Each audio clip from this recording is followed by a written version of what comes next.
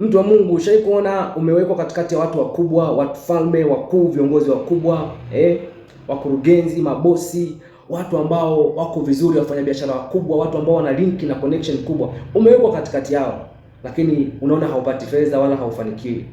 Kuna wakati Mungu anakuweka katikati ya hao watu, si kwa lengo la kukupatia fedha, bali kwa lengo la kukupatia hekima itakayokusaidia utakapokuwa umepata fedha nyingi sana. Bwana Yesu asifiwe sana. Kwa sababu katika ufalme hekima ni kitu bora kabla ya fedha. Mimi ni Felix Yunji na kukaribisha tuendelee na sehemu ya 3 ya somo letu la uwekezaji kwa mtazamo wa kifalme kutokea katika neno la Mungu. Na hii ni sehemu ambayo tunaangalia kwamba hekima kabla ya fedha. Bwana Yesu asifiwe sana, mtu wa Mungu. Tukisoma katika kitabu cha Mithali sura ya 24, nadhani ni mstari wa 7 kama sikosei, anasema kwamba nyumba hujengwa kwa hekima na kwa ufahamu kudhibitika. Maana yake kumbe, ili ujenge inabidi uwe na hekima, kwa sababu usipokuwa na hekima hauwezi kujenga. Bwana Yesu asifiwe sana. Na kwa ufahamu ndipo hiyo nyumba kudhibitika. Ndio maana sasa Mungu anakupa hekima, kwa sababu anajua akikupa pesa nyingi sana, mali nyingi sana, inaweza ikawa ndio sababu ya kifo chako. Yaani anakupa pesa ambazo hizo pesa zako zinakuwa wewe mwenyewe. Bwana Yesu asifiwe. Unajikuta kwamba umeingia kwenye starehe za wanawake, starehe za pombe na madawa ya kulevya, starehe ambazo zinakuangamiza. Bwana Yesu asifiwe. Kwa sababu gani? Kwa sababu umepewa fedha kabla ya kuwa na hekima. Kwa hiyo Mungu huwa anatengeneza mazingira ya kukufundisha. Ndio maana kuna kitu kizuri sana ambacho huwa kinakuwepo kwenye taasisi nyingi. Mfanyakazi anapokuwa anaajiriwa kwa mara ya kwanza kabisa, fresh graduate, anakuwa kama anajitolea. Pale unakuwa ni kama sehemu ya training, unafundishwa. Kwa kama Mungu ashaikuweka katikati ya watu wakubwa, watu wa maana, watu wenye fedha, wenye mali, wenye utajiri, usitegemee kwamba amekuweka hapo ili upate fedha.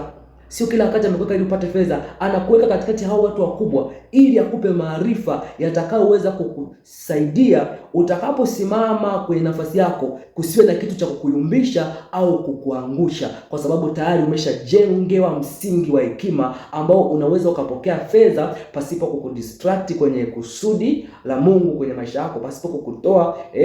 Kwa mfano Suleiman tunaona kwamba alikuwa na wanawake wengi sana.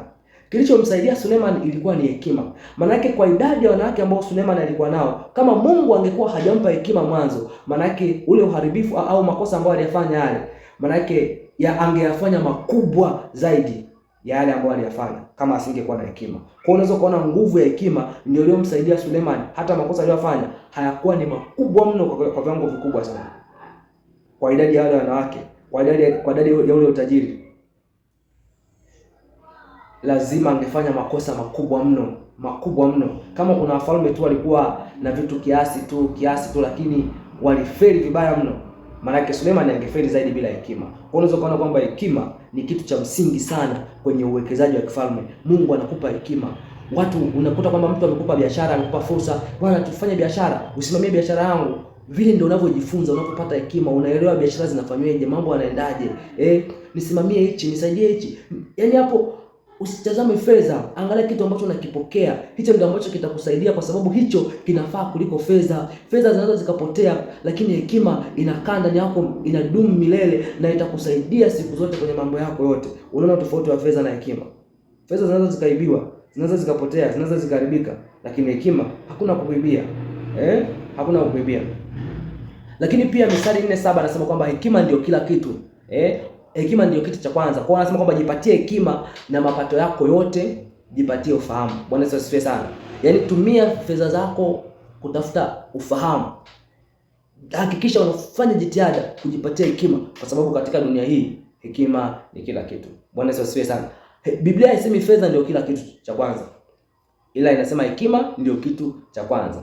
Kwa sababu ukipata fedha bila hekima ni rahisi kuangamia, lakini ukipata hekima unaweza yani hekima inaweza kukusaidia kutengeneza fedha katika namna ambayo haiwezi kukuletea madhara wewe na uzao wako. Katika maisha ya Mfalme Suleiman tunaona kwamba kanuni hapa ilimsaidia. Alipopewa nafasi ya kuomba chochote, yeye aliomba hekima, sio utajiri, na Mungu akamjibu kwa kumpa vyote. Kwa unaweza kuona kwamba nguvu ya hekima huwa ina attract vitu, lakini ukikosa hekima hata ukiwa na fedha zitarepel, yani lazima zitapotea tu. Huwezi ukawa na fedha afu una hekima. Mtu yote ambaye ana fedha, hekima ipo. Sio ubaili tu, hekima ipo kwa mtu yote ambaye amefanikiwa vizuri. Kwa hiyo hii inaonyesha kwamba utajiri unaofuata hekima huwa unadumu, Ndio maana nimesema kwamba ukipata mali pasipo hekima ni rahisi kupotea au hizo mali kukuangamiza. Lakini ukipata hekima kwanza kabla ya mali, maana yake hekima hiyo ita attract mali na utajiri ambao utadumu, kama ambavyo utajiri wa Suleiman ulidumu. Utajiri unaotangulia kabla ya hekima kuangukia madhara mara nyingi. Bwana Yesu asifiwe sana. Kwa mfano, watu wanachukua mikopo kabla hawajapata ujuzi, automatically tu lazima utatumia mkopo wako vibaya. Unaanzisha biashara kwa sababu ya pressure ya jamii, automatically tu huwezi kufanikiwa. Unakimbilia faida pasipo mpango, automatically lazima utaanguka. Lakini mtu mwenye hekima huanza kujifunza kwanza, anatengeneza maarifa, huwa anafanya utafiti, ajiridhishe. Bwana Yesu asifiwe sana. Alafu huwa anaanza kidogo, kama kanuni ya ufalme katika ufalme wa Mungu, ya kwamba unaanza na kidogo lakini unakuwa mkubwa, tena mkubwa sana. Mfano wa mbegu ya haradali ambayo ni ndogo kuliko mbegu zote, lakini mti wake unakuwa ni mkubwa mpaka ndege wa angani wanakuja kutua chini yake. Bwana Yesu asifiwe. Kwa hiyo mtaji wa kwanza sio pesa, ila ni ufahamu. Ni ufahamu wa namna ya kuzitumia hizo fedha. Bwana Yesu asifiwe. Ubarikiwe na nikusihi usiache kufuatilia sehemu ya 4 ya mfululizo wa somo letu. Uwe na wakati mwema.